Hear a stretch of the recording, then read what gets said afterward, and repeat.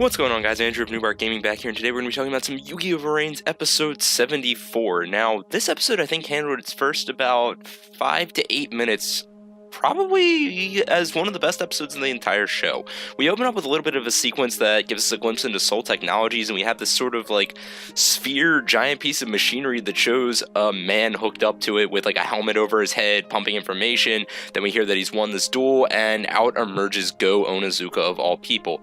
Very mysterious. They're talking about how he was dueling against a virtual playmaker. Really drills into our minds without necessarily directly stating it here how much his vendetta against Playmaker has grown. This whole thing that he basically suffered a series of losses after Playmaker started appearing in Link Vrains that he's never fully recovered from, and now he's going through some most likely somewhat shady processes in order to manage to overcome that, and the rest of the episode goes on to confirm that as we see a rather soulless Go Onizuka come back to duel the Earth Ignis later on in the episode. But on the whole, this really paints to us how desperate Soul Technologies is, and the fact that they're willing to do all these things to someone like Go Onizuka that Akira, at the very least, I would like to think normally would act as a moral check to prevent anything too bad from happening to any people working for Soul. But yet here, you know, just something about that whole situation of having this giant helmet with all these cordings and everything else hooked up to you, and the way that we see Go emerge later in the episode writes out to me that this is kind of a desperate attempt to try and control the situation, both on the parts of Go trying to control his demons and Soul Technologies trying to get a wrangle on what's going on with the Ignises and within Link Vrains itself. So then skip past our little opening, still love that second opening song we have for Vrains, and we get into a scene that is very reminiscent of the Christopher Nolan Batman movies to me, when you would have Bruce Wayne or Batman speaking with Commissioner Gordon, in that we have Yusaku show up to Akira in a warehouse. He's got this voice modifier going on, and he's just dropping information to Akira. He's like, look man, this is what's going on, do not turn around or I will disappear from here, but I need you to know we got these two rogue Ignises who are out to destroy humanity. The rest of them are basically with us, but you're one of the only people right now who can publicly fight against them and try and save Link Vrains. You need to understand the severity of the situation here. And then behind him, he's got, you know, Soulburner watching his back or whatnot. But the whole thing with the voice changers, dropping information and then disappearing, leaving it somewhat ambiguous. Akira being very similar to Commissioner Gordon, wanting to trust Yusaku, but being in the situation where it's like, I don't quite know who this person really is yet, but I also know that he hasn't really done anything to steer me wrong either, so I'm probably going to have to go off of his lead type of a situation. And we see this kind of growing bond between Akira being someone who can act in the light and Playmaker who needs to act someone behind closed curtains. Very much enjoyed the way that situation developed. And then kind of the last part of the series of clips that I think were really stellar about this episode comes when we have Go Onizuka emerge in these robes, and they haven't quite revealed that it's him yet, but it's pretty obvious based on his stature and everything else. That was like his whole little opening sequence here in this episode reminded me a lot of when Anakin emerged as a Sith in Star Wars Revenge of the Sith, and that we see a much more soulless version of him where you can tell there's nothing but really this dark emptiness residing within him that he's now turning outwards into some form of hatred and trying to spin it into his own form of power, and that resonates throughout the duel that he ends up having with the Earth Ignis here. Now let's go on to what's going on with the Ignises in this episode, because we do finally get introduced to Aqua, which up to this point is the only Ignis that we haven't met at all. Now a few things about the way that she's interacting with the others just strike me as very strange. When we're first introduced to her, she's found in a cage. Earth finds her and he's like, Aqua, it's me, I'm here to save you. And she's just very confused and says, Aqua? Like, she doesn't remember her own name, and Earth has to introduce himself. And then when we get a flashback to how she got caged in the first place, we find out it was indeed Lightning, but we probably pretty much all knew that at this point, based on the fact that Lightning more or less is just puppeteering this whole situation to meet his own objectives. But still, neither Aqua nor Lightning directly use the other Ignis' name in that flashback exchange either. It all just strikes me as very odd, especially considering when you had Earth and I initially interacting, it was very much hinted that Aqua knew Earth and I pretty well, yet here we don't see her referencing any of her other Ignises by name. She seems a little bit confused as to what's going on the whole, but then a couple minutes later, when Earth kicks her off of the D-board, and in order to save her from needing to face Go Onizuka, she seems like totally trusting of him again, and just like she's shouting Earth, and she's falling down to the ground, and the whole situation's just very strange to me there. I'm thinking Lightning might have done something to void her memory. That doesn't quite explain why her and Lightning didn't reference each other by name at all.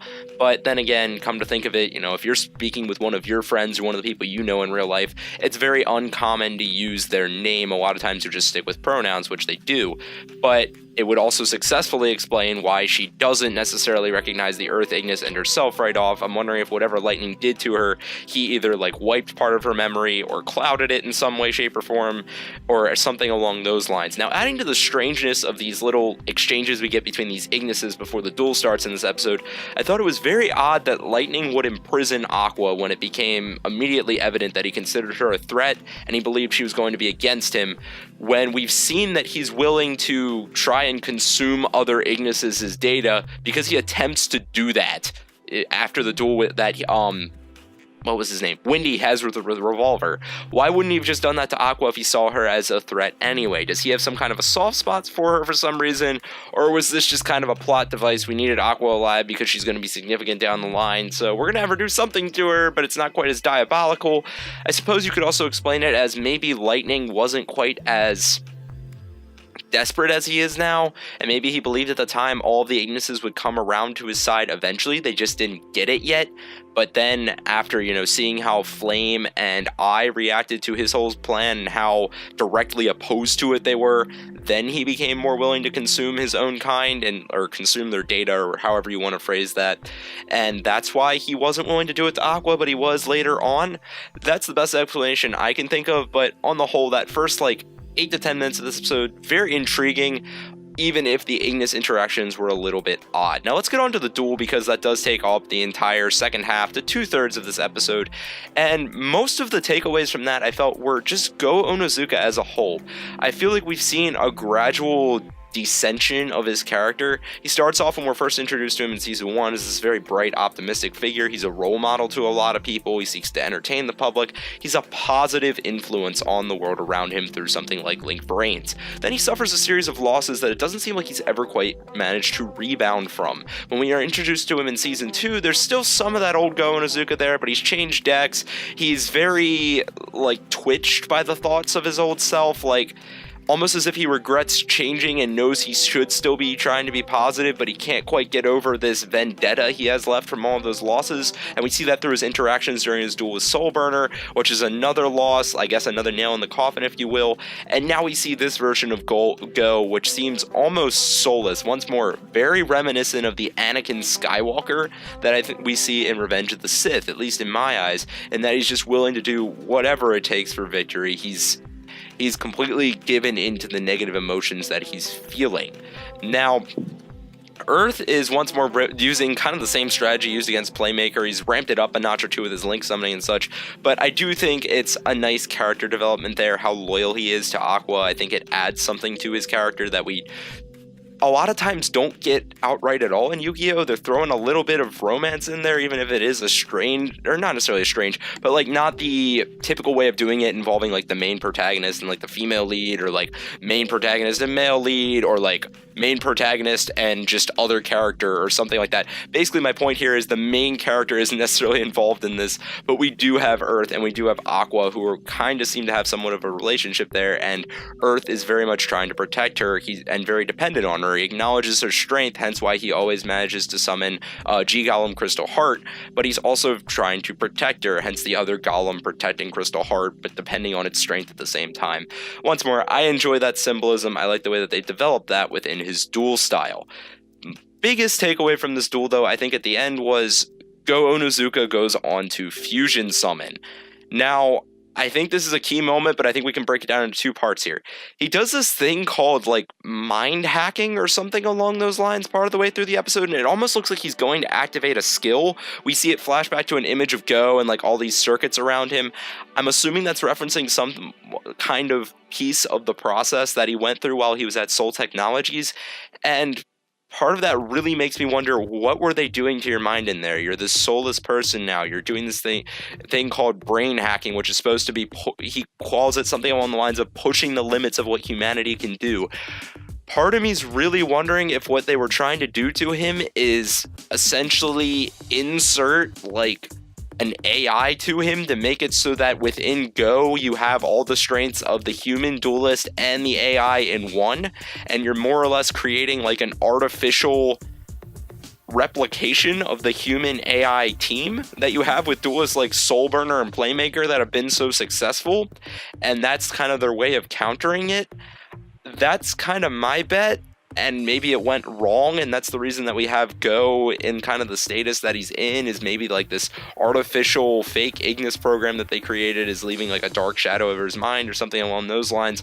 Regardless, we do see a more aggressive Go. He then does go on to Fusion Summon, which I will note, we have only a few people that have Fusion Summoned in the show so far. That would be Soulburner, Yusaku, and Aoi. 2 of those 3 people are confirmed to have an Ignis, and I made a video with like a lot of pretty decent evidence around how Aoi may have an Ignis. So with that being the case, maybe that's the thing that's connecting Go into that group now, as they tried to fake this Ignis process. But I do feel like that is a little bit forced. I think this is kind of writing off Fusion Summoning as, okay, this started off as being the super innovative thing, now it's just kind of everybody can do it. And I guess Synchro Summoning is the most evolved form we have right now, given how we've only had 2 characters successfully do that in Yusaku and Revolver. On the whole, though, it does seem like the duel is beginning to turn against the Earth Ignis. Based on the little preview we get at the end of this episode and Yusaku's questioning, is this even the same person I once dueled that I had so much respect for? I'm really thinking that Go may pull out the win here, and then that's going to kind of trigger Yusaku to have to duel him again, try and talk some sense into the guy. It almost reminds me a little bit of like when Yugi had to talk some sense into Joey during their duel back in the Battle City arc when Merrick was controlling Joey. Now, obviously not exactly the same circumstance, but a case of the main protagonist needing to shake one of their characters that's supposed to be their ally back into some form of sense. With all that being said, guys, it's going to about wrap up my thoughts on this episode. Once more, I think they did a really good job handling the first half. The second half was kind of just generic dueling with a little bit of flair to the plot and a couple awkward moments in between with the Ignises. Be sure to let me know all your thoughts and comments in the comment section down below, and I'll catch you guys next time with some more Yu-Gi-Oh! Vrains.